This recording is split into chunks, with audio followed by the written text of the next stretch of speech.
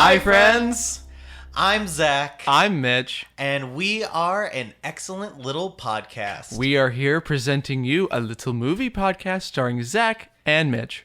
That we are. And we are bringing you one of the most talked about movies of this weekend. Will Smith slapping Chris Rock. Wait, we're talking about that? I thought we were talking about Morbius. Oh, right. Yeah, of course. We're talking about Morbius. That's right. Keep Will Smith out of this fucking podcast.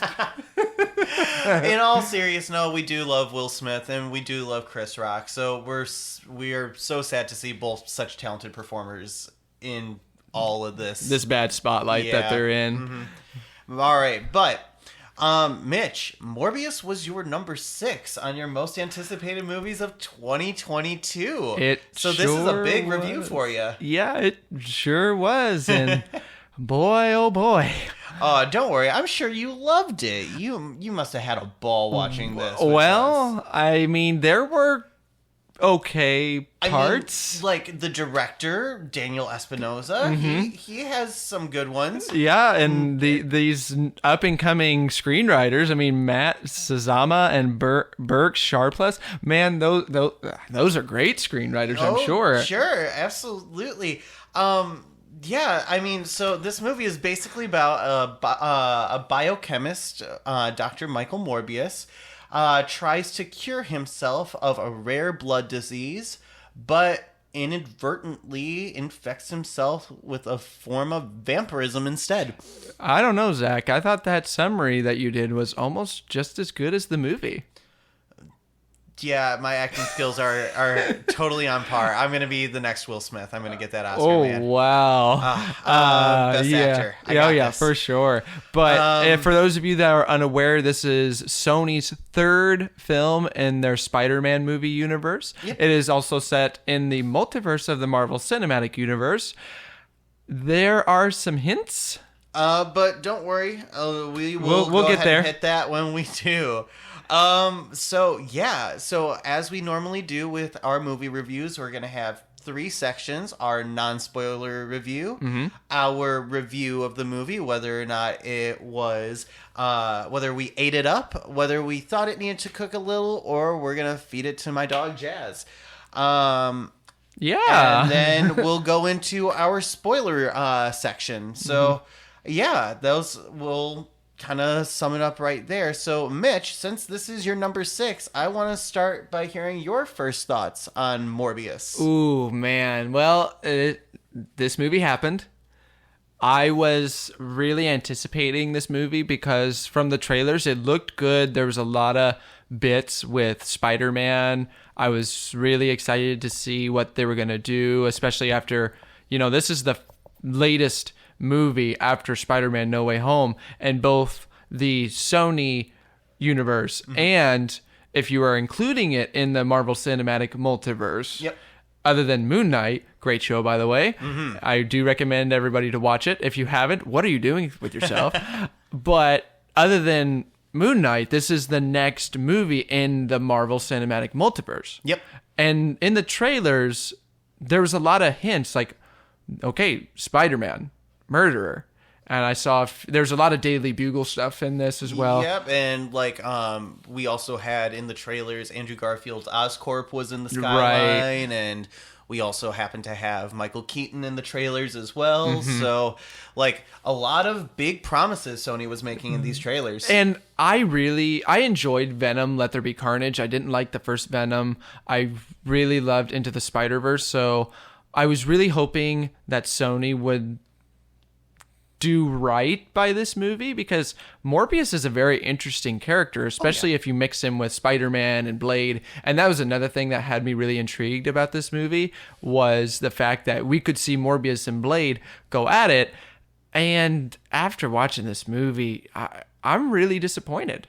I really am.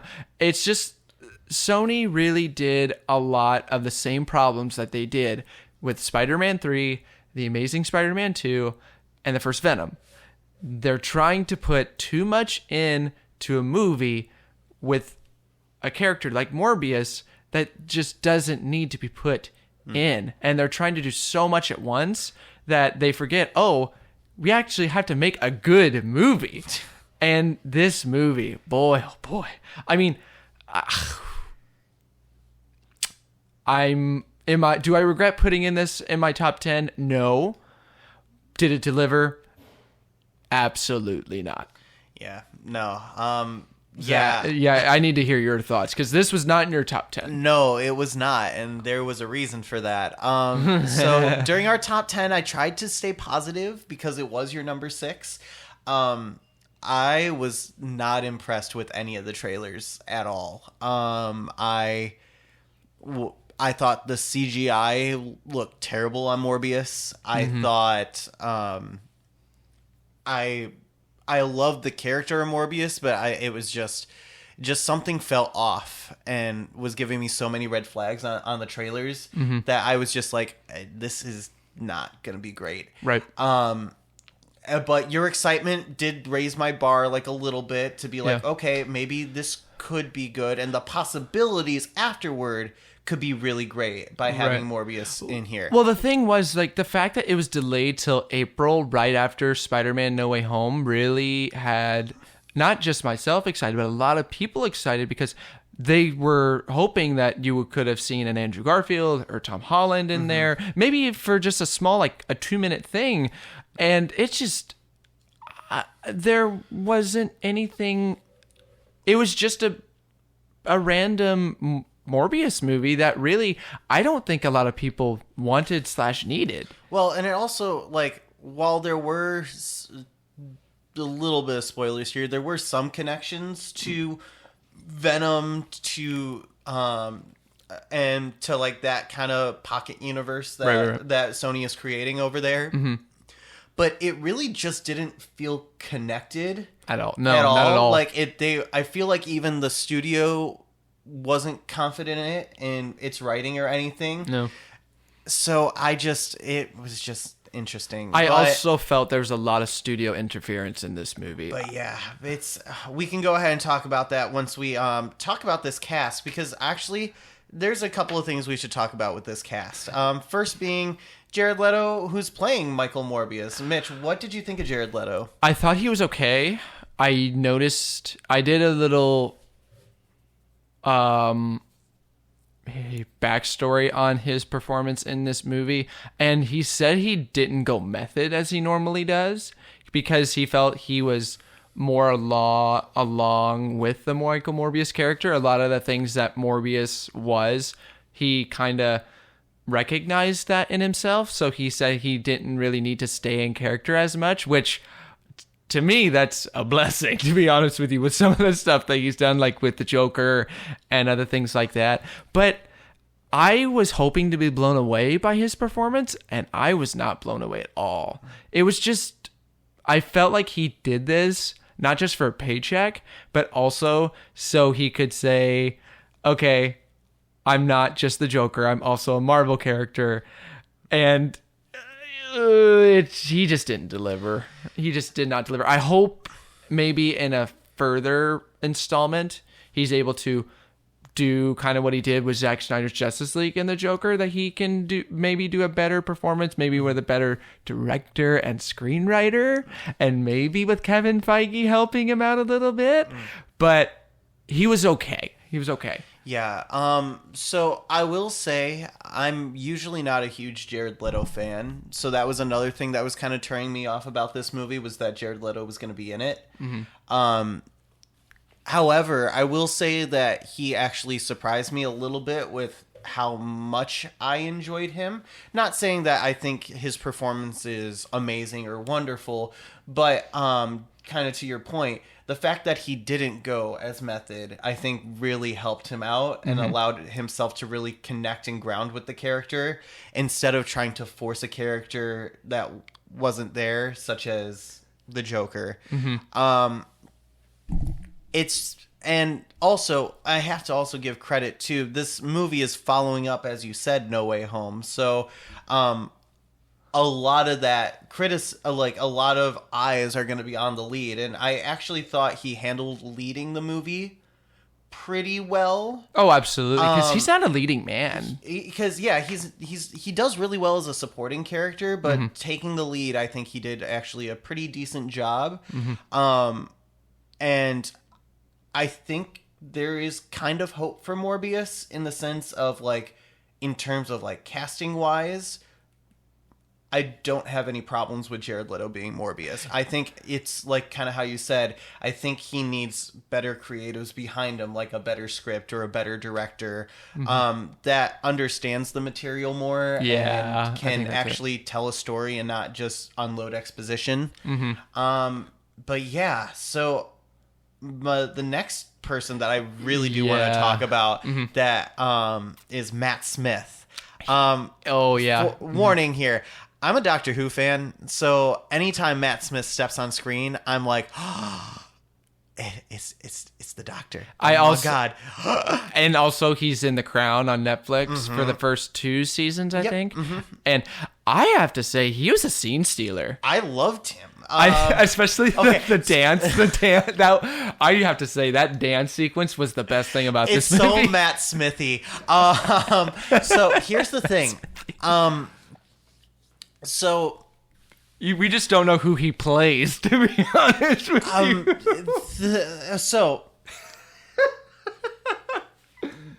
you. To be a little bit of a spoiler here as well. It's nothing too major. No. So his character, his character's actual name is Lucian, and when Lucian and Morbius meet, Morbius treats Lucian like at first like someone who will just come into a hospital and then die in a week kind of thing. So he just calls those people Milo.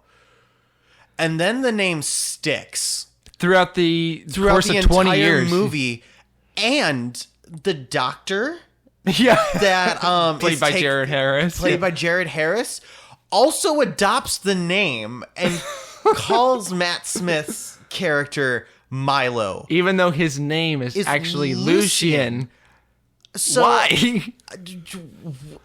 why would you want to keep that name? Your name is Lucian, dude. Yeah, Lucian's a good name, but Milo?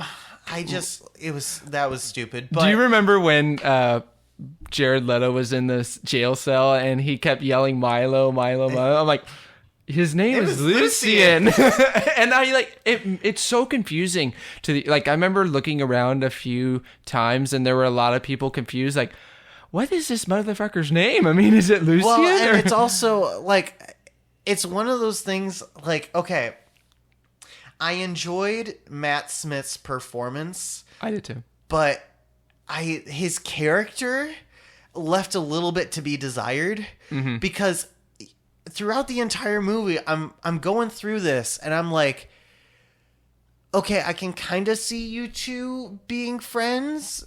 Right. But you two are vastly different people. I know. Well, and you don't see really the character change in Milo or whatever the hell this guy's name is. It's really weird. But like Matt Smith's performance with it is like whenever he's on screen, he always steals the show. Absolutely. Because he can do those like Matt Smithisms and comedic bits and yet still have some like really nice and serious moments and that will hit. And genuinely, I like between him and another person we're going to talk about, I feel like these two actors were the reason why this movie was not as bad as it could have been. Yeah. Because their performances were just really amazing. But what did you think about Matt Smith? I really enjoyed him. I haven't seen Doctor Who, but I do enjoy him in The Crown.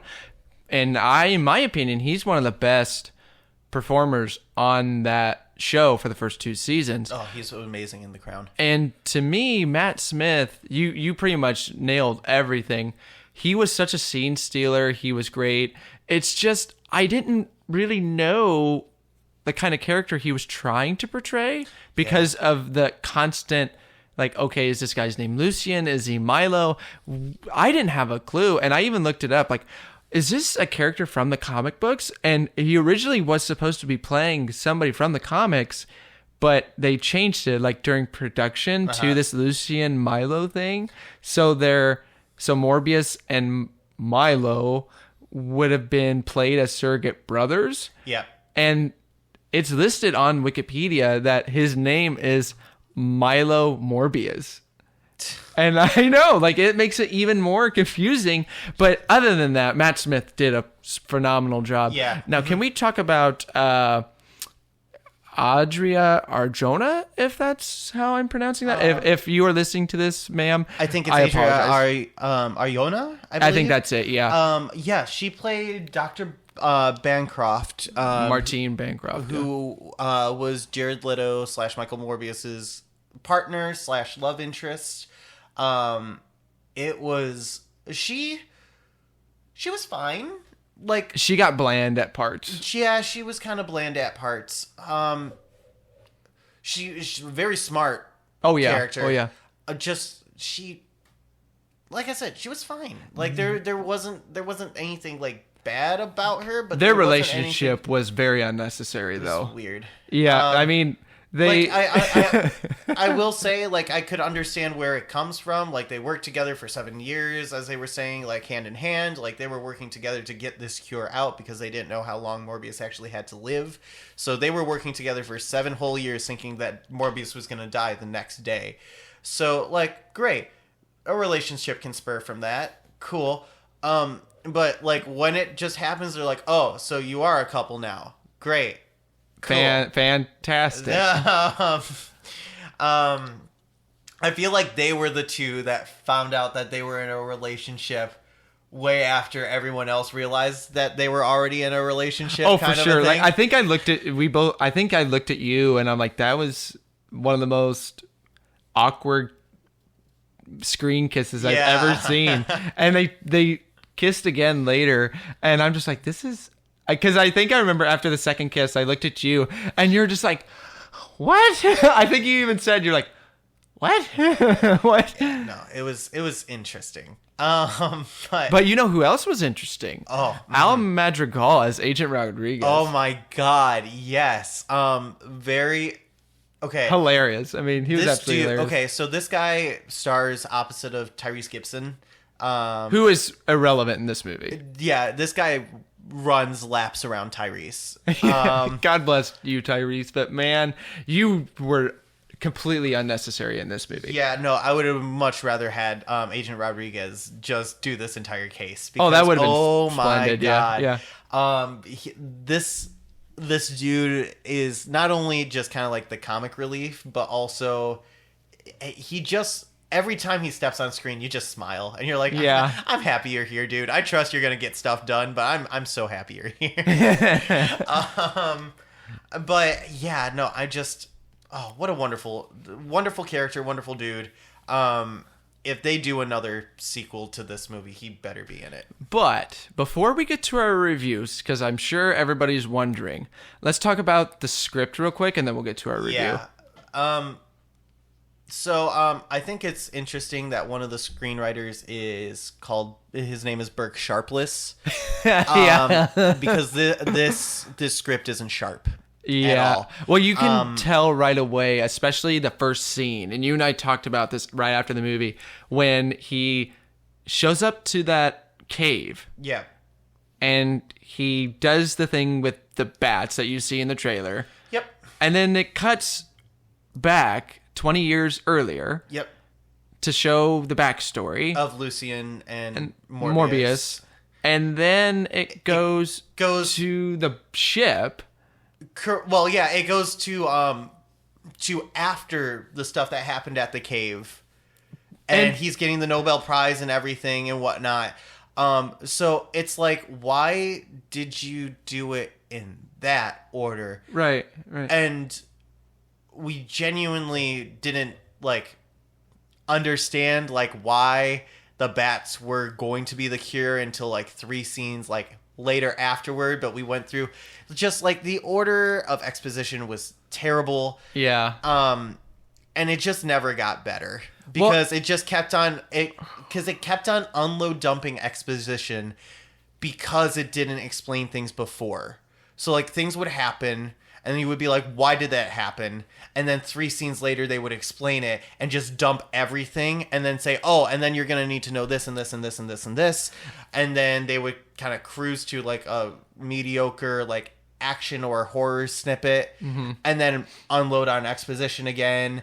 And it was just the dialogue was really bad too. You do have to, especially during the fight sequences between Michael and Milo. Oh no, yeah. That dialogue was horrible. I mean, Milo was basically saying that, oh, they're not as different as they think. Michael doesn't know what he is. Yeah. And it was the same stuff over and over again. Yep. But at the same time, this movie, we didn't care about who Michael was. We all knew, Michael knew who he was. He was a doctor. It didn't matter that he was a vampire. But Milo was just like, oh, you don't know what you are. Like that. This movie isn't about something like that. And and it just, I can't even talk about that script. Yeah, no. It literally felt that these guys, they literally would sit in a cave, probably in a cave for 2 days, and they were like, all right, here's Morbius. Here you go. You wanted Morbius. Here's Morbius. And this is what Sony did. They took at it kind of like what Ryan Reynolds in Deadpool 2. Fuck, that's great. But yeah, I also want to talk about one more quick thing as well. The CGI in this movie. Oh, for God's sake. Do we have to? Yeah, we have to. Because, okay, like I said, I was not a fan of the CGI in the trailers. I was hoping, like, maybe it will get better by the time the movie happens. Yeah, because when we first saw the first trailer, that was January 2020, I'm pretty sure. Or 2019 or something. Yeah, it was a while ago. Yeah, this was a couple years ago. So I was like, I hope they're just gonna fix the CGI when they actually get it. And the vampire Morbius just looks terrible. But the one that I thought looked worse was Matt Smith's like vampire look. Yeah, it was bad. It was pretty bad. There's a reason why it wasn't shown in the trailer, I feel like. Yeah, I don't think it was finished. I agree. I think it was slapped together at the last possible moment. Mm-hmm. It was absolutely terrible. Yeah. Yeah, no, and here's the other thing too. The trailers for Morbius weren't exactly big on like what Matt Smith's role was. I didn't even know he was in this movie. I saw one little like of him walking in the subway, which was different in the movie because when he's walking in the subway, he's turned to the vampire like CGI-ness. Mm-hmm. So they didn't even use a shot of him as the CGI. They were acting like this is going to be some big secret that he was going to be the big bad when you could tell right from away the beginning that he was going to end up as the big bad for the movie.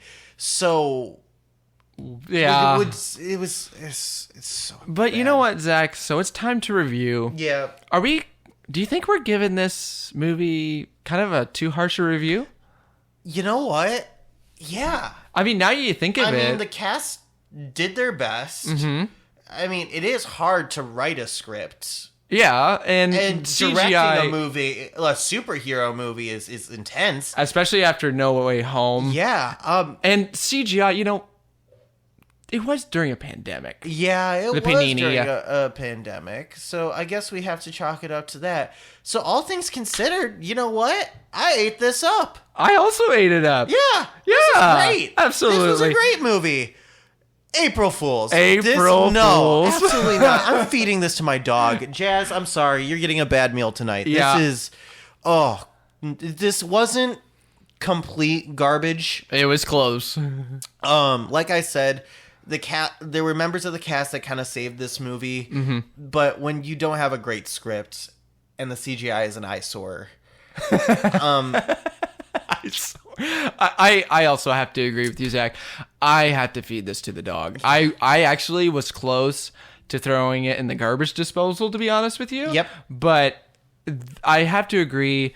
Even though the CGI was crap, the fight sequences were okay. I mean, they were interesting. I just couldn't see. I couldn't see half the things. Truly, most of the fight scenes happen. So they do kind of like the best way I can describe it of his power is like I'm blanking on the X-Men character that was played by Alan Cumming. Oh, Nightcrawler. Yeah, it was like the puff of smoke kind of like movement. But he didn't disappear. But he doesn't disappear. He just goes in like slow-mo, super fast slow-mo kind of thing.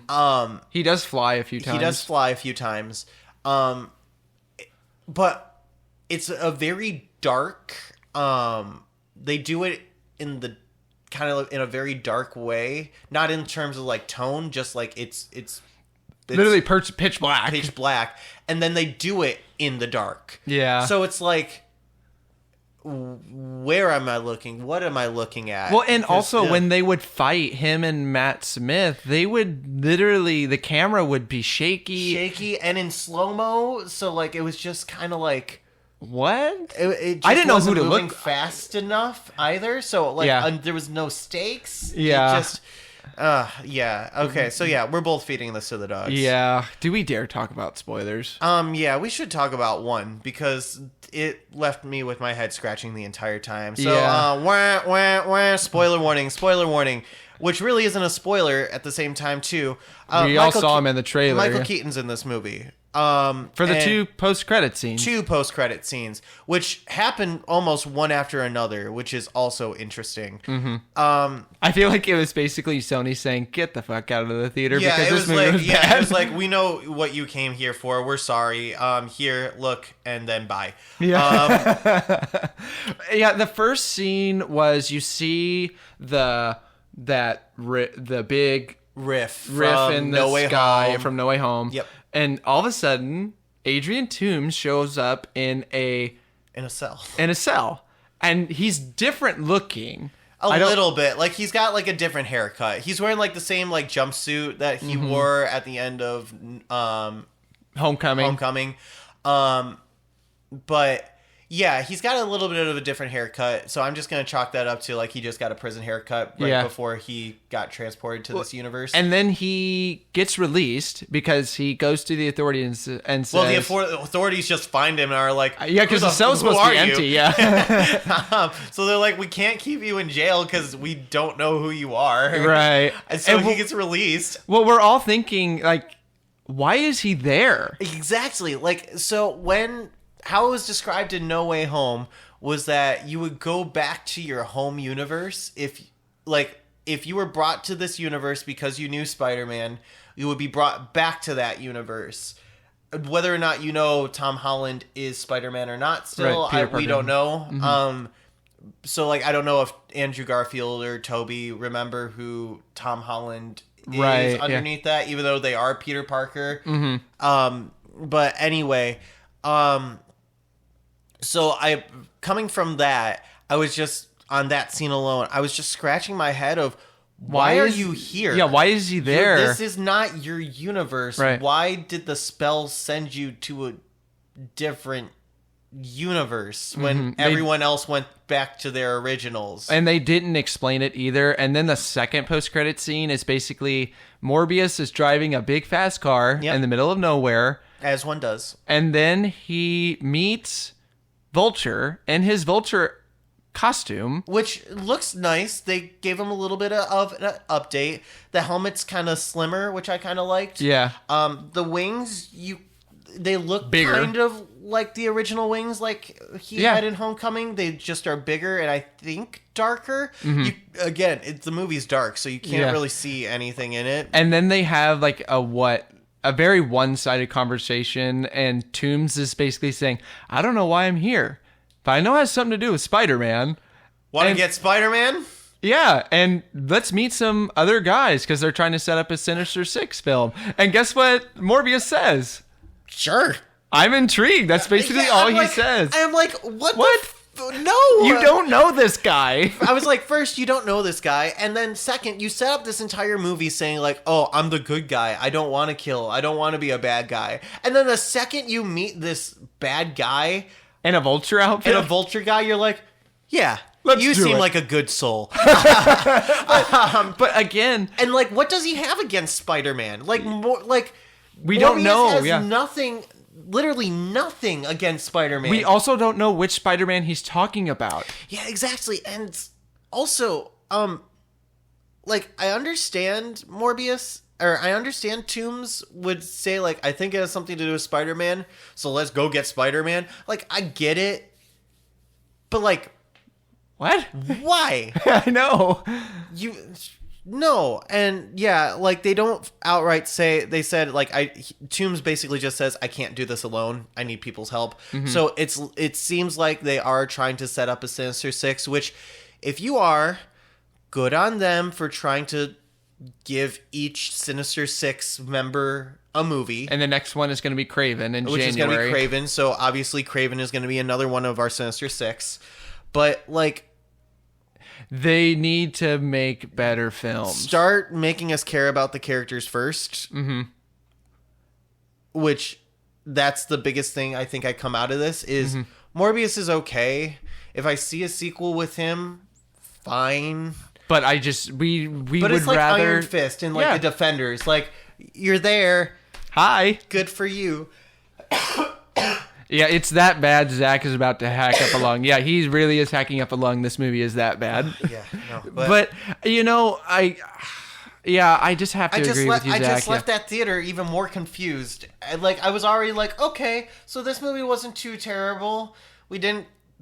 I mean, Sony kind of lied to us about what this movie was gonna be. But I really am curious to see, because you know Kevin Feige is gonna watch this movie. He's gonna watch it. I think he's seen it already. And he either A, knows that it's bad and has gone to Sony and Amy Pascal and said, I tried to tell you what to do and help you, but you're not listening. And I know Sony and Amy Pascal's like, well, we made Into the Spider-Verse and Across the Spider-Verse is going to be great. But, you know, that's because I feel like Kevin Feige has more of a helping hand in Into the Spider-Verse, and they also have Phil Lord and Chris Miller. I don't think Feige had anything to do with Into the Spider-Verse. Really? I genuinely don't. I think that was all Lord and Miller. Really? 100%. Not even kidding. I think Feige had absolutely nothing to do with that. That is Lord and Miller to a T. Really? Was that script. So... yeah, Feige had nothing to do with it. But still. But yeah, and yeah, I'm sure since obviously is connected to the MCU in one way or another, since Toombs is here, and we had the riff from No Way Home there. So Feige obviously probably had like some input on it, but I have a theory. Please state your theory. I believe the reason why this movie is different from what we were kind of looking at from the trailers, I feel like either Disney or Kevin Feige saw the final cut in this movie and said, yeah,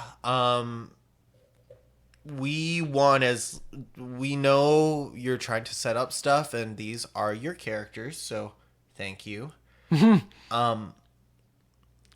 Keep us as far away from this project as possible. Because of how bad it was going to be? Yeah. So I genuinely feel like Adrian Toombs was probably going to be in here more. Not a whole lot more, but a little bit more. Yeah, because I feel like there was going to be a little more Oscorp. I feel like there was going to be a little more Spider-Man in it. Maybe not Tom Holland. I'm not saying Tom Holland was going to be in this, but I feel like Spider-Man was probably not even going to cameo, but at least be mentioned. Yeah. More than just a throwaway post-credit scene line.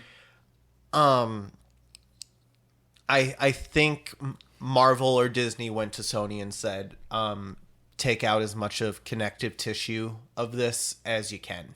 Yeah, and maybe they will at least, because they have a good working relationship. They do, too. and I want this relationship to keep going because the possibilities of this relationship is wonderful. I know you said you didn't like their first Venom movie.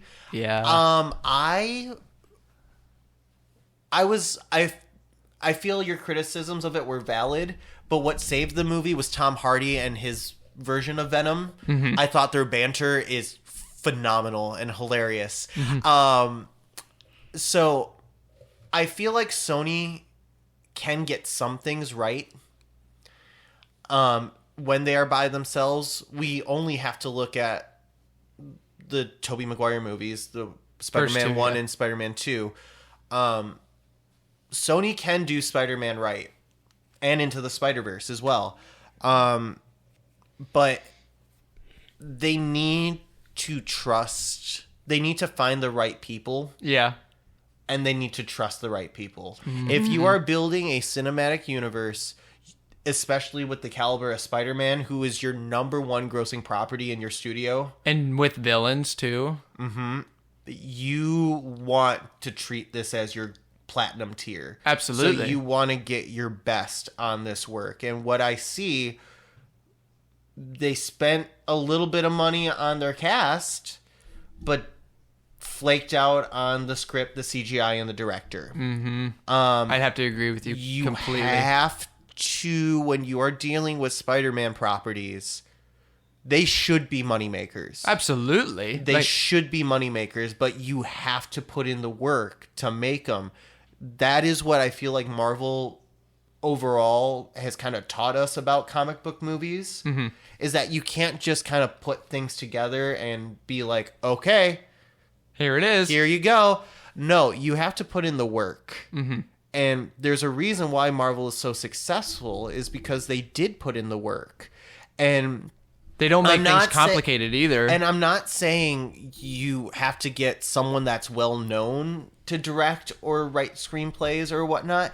Just find somebody who is good at their job. And a collaborative person. Like, if you look at, like, a lot of even, like, the first stuff of Marvel, like Phase 1. Yeah. You have Jon Favreau, who had, like, minor hits, like Elf, like, you know, like small things. And he came out with Iron Man, who at the time was a B-list character. Oh, absolutely. And then you have with Robert Downey Jr., who had a checkered past. Also, you got to think of Kenneth Branagh with Thor. Who brought Chris Hemsworth. Really very unknown at that point, and as well Tom Hiddleston, who also was not known at the time. But those were people that were genuinely talented. And I'm not saying that Daniel Espinosa, Matt Shizama, and Burke Sharpless are not talented, because obviously, who has the script writing and directing jobs? Them, and not us. You're right. But at the same time, you have to know and kind of vet who is doing your big budget films, especially when it comes to a Spider-Man film. Right. And make sure that they're going to deliver. Have the confidence in them and know that they are going to make it. Because I feel at the end of the day, Sony did not. And here we are with this movie and where it's at. Yeah, but you know, this is why we are podcasters. We are just here to watch the movies and give our 2 cents. And boy, oh boy. Just another 2 straight white males giving their opinion that nobody else really needs to hear. But here we are. Yeah, but once again, thanks for listening to us. And let us know what you thought of Morbius. Did we get this wrong? Is this a clean plate of the likes of Casablanca and The Godfather? Who knows? Let us know. If you do think that, please let us know, and we want to have a talk with you. we want to be shown the light. Please. But until then, I am Zach. I'm Mitch. And we are an excellent little podcast.